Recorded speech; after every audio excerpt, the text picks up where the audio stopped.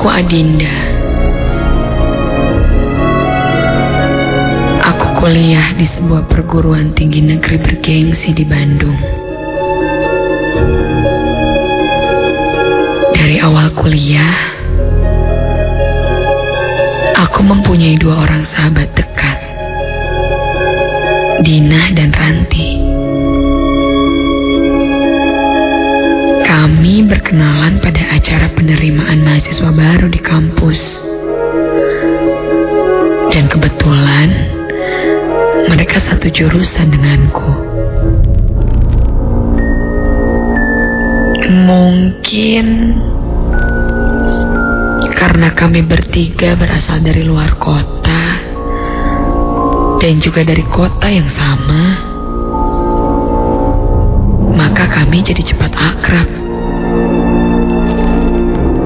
Sejak saat itu, kami selalu bersama-sama dalam berbagai aktivitas, baik dan di luar kampus.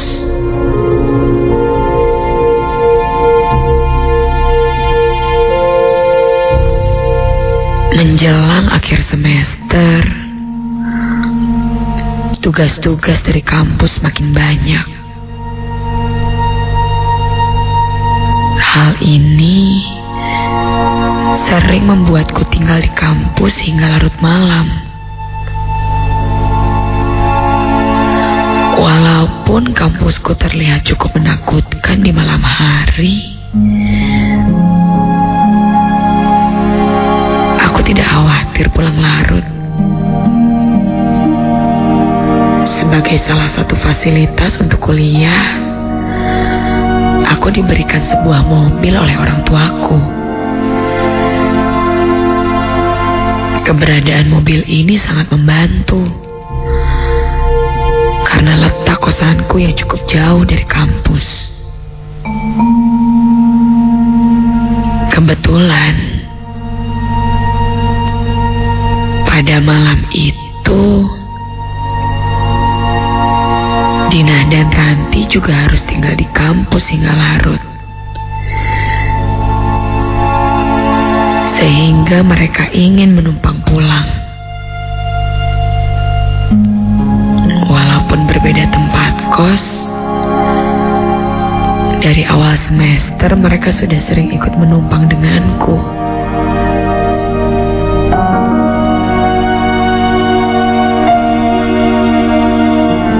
Dalam tugas kelompok, biasanya kami bertiga selalu bersama-sama.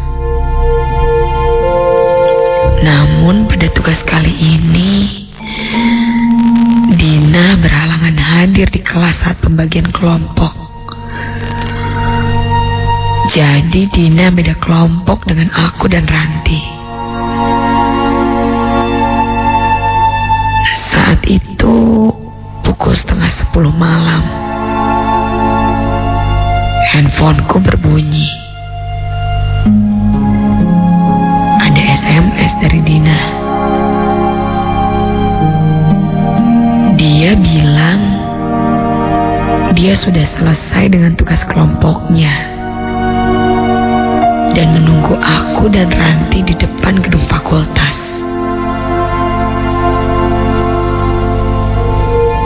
Kebetulan aku dan Ranti juga sudah hampir selesai.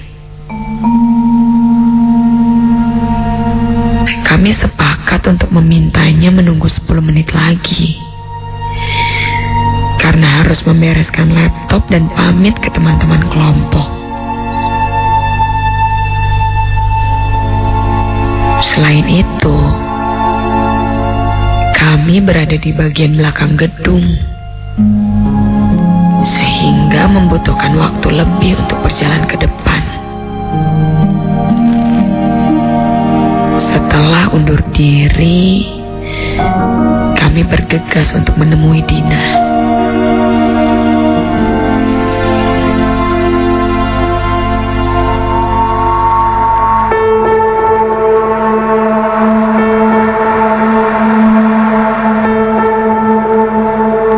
Suasana kampus saat itu cukup gelap dan sepi. Banyaknya pepohonan di kampusku juga membuat suasana terasa agak menakutkan. Sampai di ujung koridor, bayangan Dina sudah terlihat. Setelah meminta maaf kepada Dina karena telah menunggu lama, kami bertiga beranjak ke tempatku memarkir mobil yang tak jauh dari situ. Sesampainya di mobil, Ranti memilih untuk duduk di depan, sehingga Dina duduk di belakang.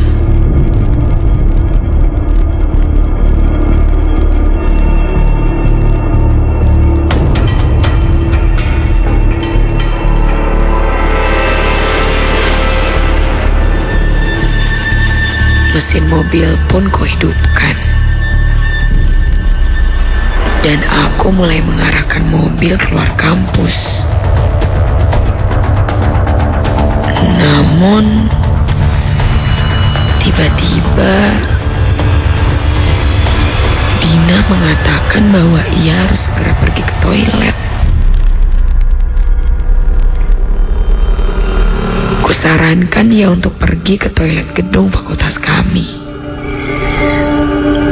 karena saat itu posisi kami masih dekat. Kuarahkan mobil kembali ke gedung fakultas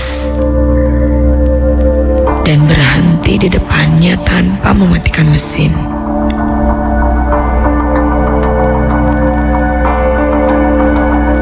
Dina turun tergesa-gesa, sehingga ia lupa membawa tasnya.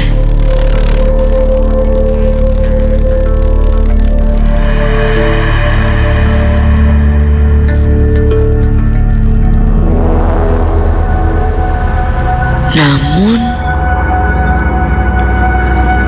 tak sampai semenit, pintu mobil sudah terbuka lagi.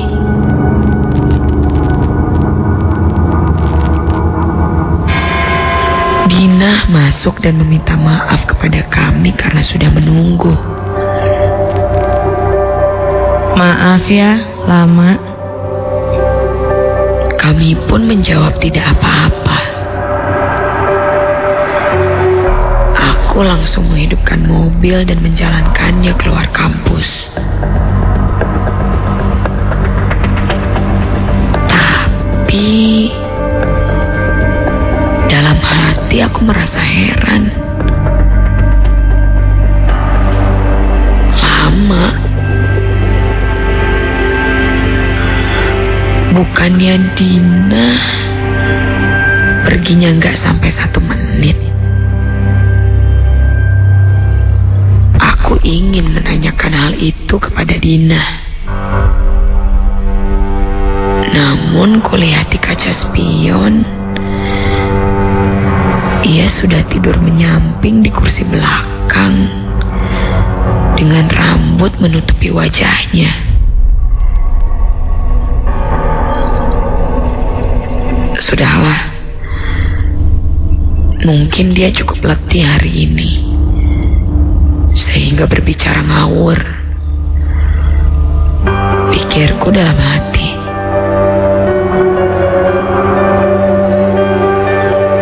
Tetapi ku dengar nafasnya terengah-engah.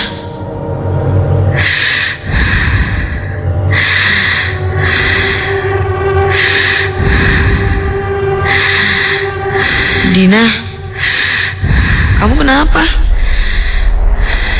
Kok ngos-ngosan? Tanya aku padanya. Gak kenapa-napa. Aku cuma kecapean. Dina menjawab tanpa mengubah posisi badannya. Aku merasa tidak enak untuk mengajaknya ngobrol lagi. Jadi aku pun mengajak ngobrol Ranti. Kami mengobrol seputar tugas kelompok yang kami kerjakan tadi. Perlahan, suara nafas terengah-engah Dina menghilang.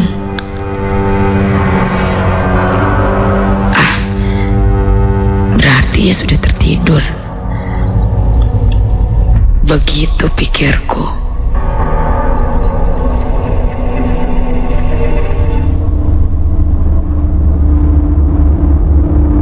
Setelah sampai di gerbang parkir, aku menyerahkan kartu parkir dan mengarahkan mobil ke arah kosan Ranti dan Dina.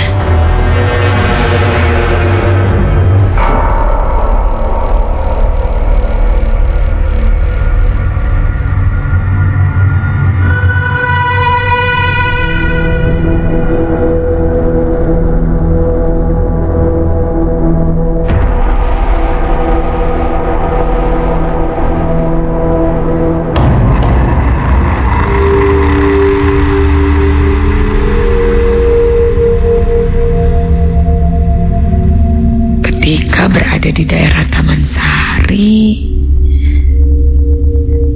tiba-tiba suara nafas Dina terdengar semakin keras dari belakang. Din, kamu beneran gak kenapa-kenapa?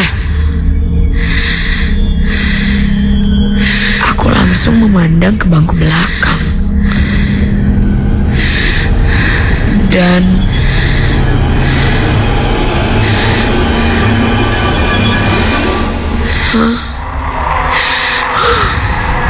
astaga, jantungku seperti mau copot.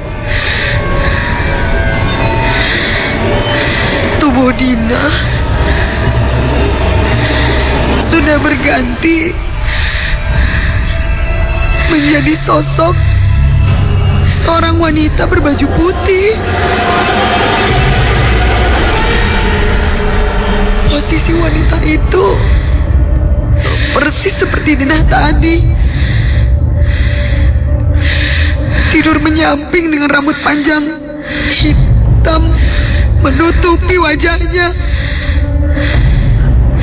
Aku spontan langsung menginjak rem sehingga Ranti terloncat dari kursinya. Dia bertanya kenapa aku ngerem mendadak, padahal jalanan kosong. Aku menatapnya sambil diam dan ketakutan. Badanku bergetar hebat. Aku tidak bisa mengeluarkan suara dari mulutku. Aku memberi isyarat kepada Ranti agar menengok ke jok belakang. Ranti menengok dan wajahnya berubah pucat.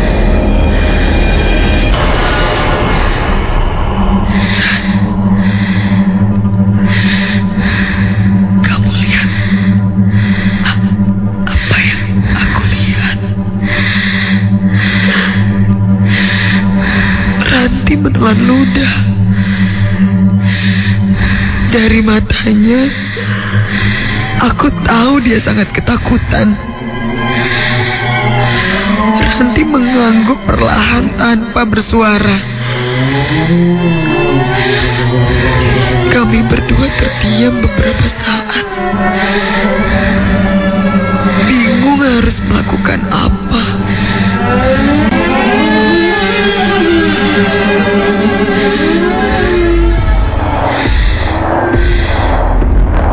Aku beranikan diri untuk melirik ke kaca spion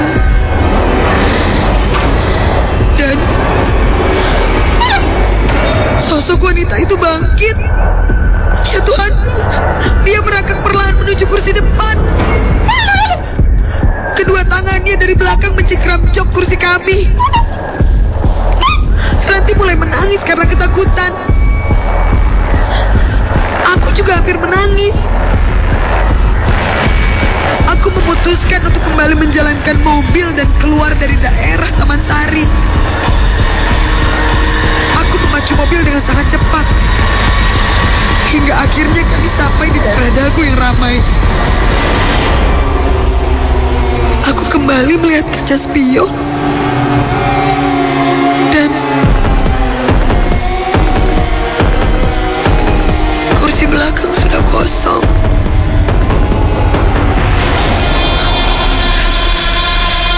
Nanti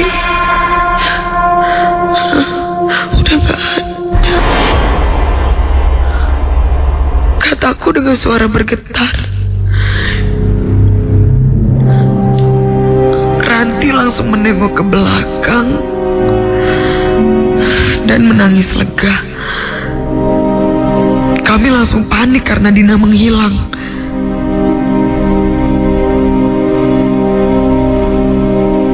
Aku coba menelpon Dina, tapi suara ringtone handphonenya terdengar di kursi belakang.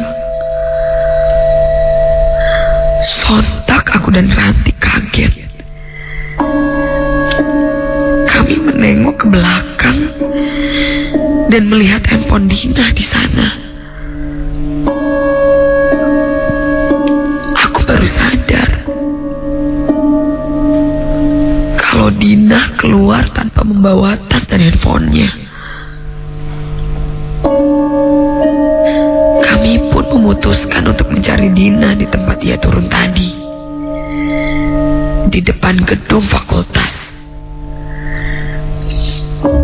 Tentu saja kami tidak berani kalau hanya berdua. Jadi kami berpikir untuk meminta pertolongan beberapa mahasiswa yang sedang nongkrong di tempat makan kaki lima di depan kampus. Untungnya beberapa orang dari mereka adalah teman satu jurusan kami. Kami langsung menceritakan apa yang terjadi dan langsung beramai-ramai dengan mobilku pergi ke gedung fakultas mencari Dina. Ketika sampai di depan gedung fakultas, kami melihat Dina sedang duduk di tepi jalan sendirian. Melihat mobilku datang, Dina langsung berdiri. Aku langsung menghentikan mobil dan keluar. Hah?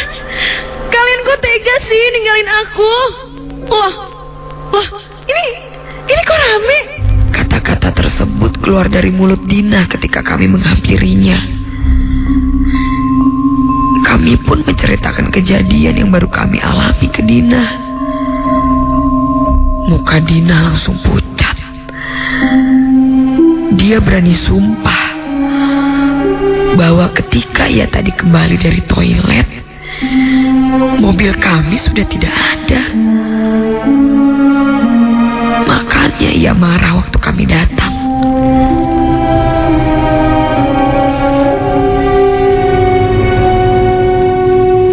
Ketika aku tanya berapa lama ia di toilet, dia bilang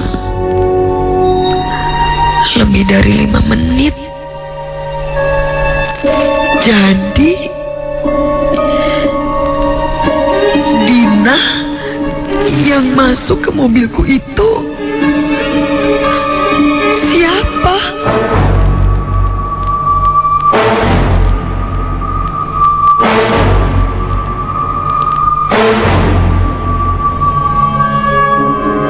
Beberapa hari kemudian, aku diceritakan oleh seorang senior kalau di kampusku ini suka ada hantu yang meniru sosok teman yang kita kenal dan ikut berbaur dengan kita.